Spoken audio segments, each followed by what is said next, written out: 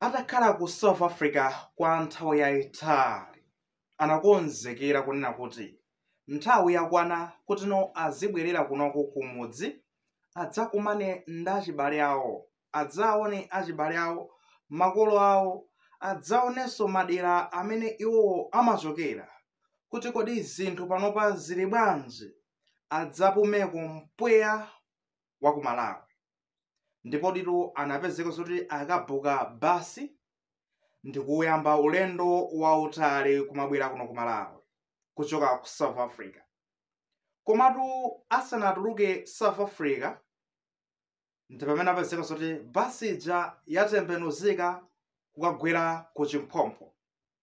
Kumenekoko ndi zotha kunena pano aluza miyoyo. Siwo okhawo ndi anthu ambiri amene aluza miyoyo yawo pa ngozi imeneyo. Kumadabwa zonena kuti malo ake anali atino, chinachitika ndi chani, nanga kodino akuti ma casualtieswo ndi anthu angati, status ili motani. Tifotokozatu zonsezi. Koma tikupanga choncho, tapangani subscribe ku channel chimene cha Malawi Trends kuti tiziyendera limodzi mu nkhani zonse zomwe zikuzungulira kunja. Ndetu kutipangitsa kufotokoza nkhani yachisoni, nkhani yomwe yachitika ku South Africa, ndipotu anali madzulo a Sunday lapitali. Basi ina inanyamula anthu kuchokera ku South Africa, anthu omwe anali ena ochokera ku Zimbabwe, ena ochokera ku Malawi, mwinanso munalinso anthu ena amayiko osiyanasiyana. Ndipo amachoka South Africa kumeneko kuti adzafike mu Zimbabwe ndi kutsitsa anthu a mu Zimbabwe. Ulendo ndi kumapitirira kudzafika ku Malawi ndi kudzatsitsanso ndekuti anthu a ku Malawi. Mmene amadutsa mu province ina yomwe imatchedwa kunena kuti Limpopo province. Ku South Africa komweko asanatuluke South Africa, kunapezeka zonena kuti basi ija inadzachita ngozi kutembenuzika kukagwera ku Chimphompo. Ndipotu kumeneko kwapezeka zonena kuti anthu angapo atisiya, aluza miyoyo ndithu.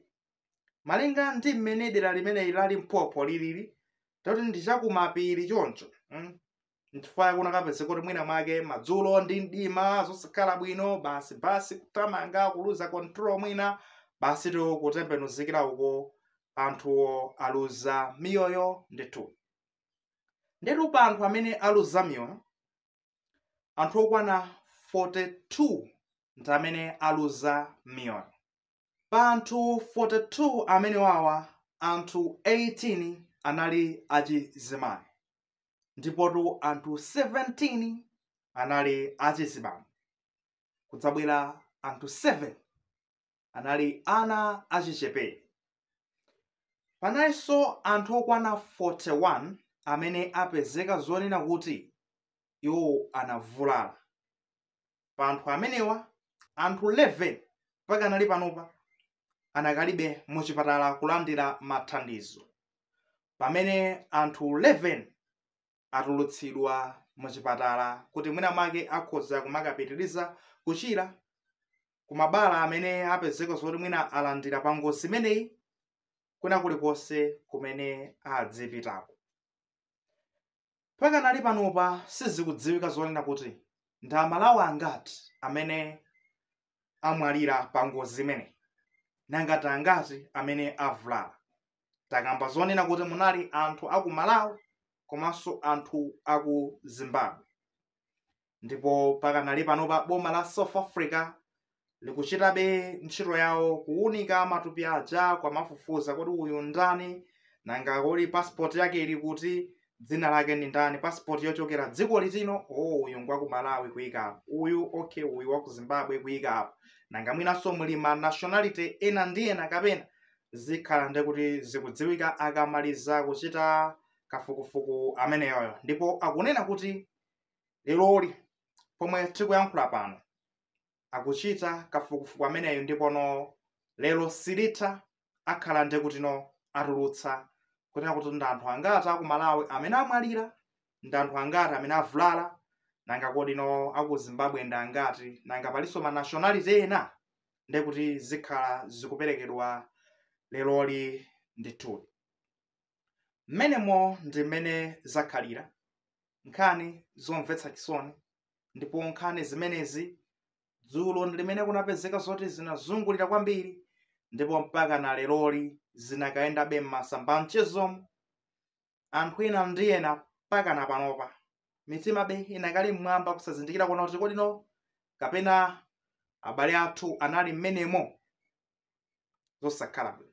Anthu amene ndikukhulupirira zoti ambiriwo amakhala zoti akhala nthawi yayitali ku South Africa, ndipo anakonza chilinganizo kunena kuti azibwerera kuno kumudzi adzakumane ndi abale awo, makolo awo ngati alipo, adzaonane ndi ena mabanja awo kumene, azikazi wawo. Kunonso ndi kuti anthu amenewo ena adzakudikira kuti amuna anga akubwera kuchoka patapita nthawi yayitali, ena anali ma business person akubwera kuchokera ku business, basi patapita kaya mwina kandi mwezi kaya nthawi imene akapanga business. Zosakhala bwino, aluza miyoyo ndithu. Ayi, mmenemo ndi mmene zakhalira. Ndi chaninso chomwe tinganene kupatula kunena kuti no nkhani yachisoni ngati imeneyi kumangopempherera mizimu ya anthu amene atisiya kuti awuse mu mtendere, komanso kwa anthu amene akhudzidwa mabanja awo kuti Mulungu odziwa kutonthoza awatonthoze ndithu. Ayi, imeneyo ndi nkhani yomwe takubweretserani pano. Mukhoza kuti maganizo nalinso ngati muli nawo maganizo mu comment section, koma osayiwalanso kupanga subscribe ku channel zimenezo kuti nkhani zomwe tikubweretsa pano zikupezani mosavuta. Akutitu.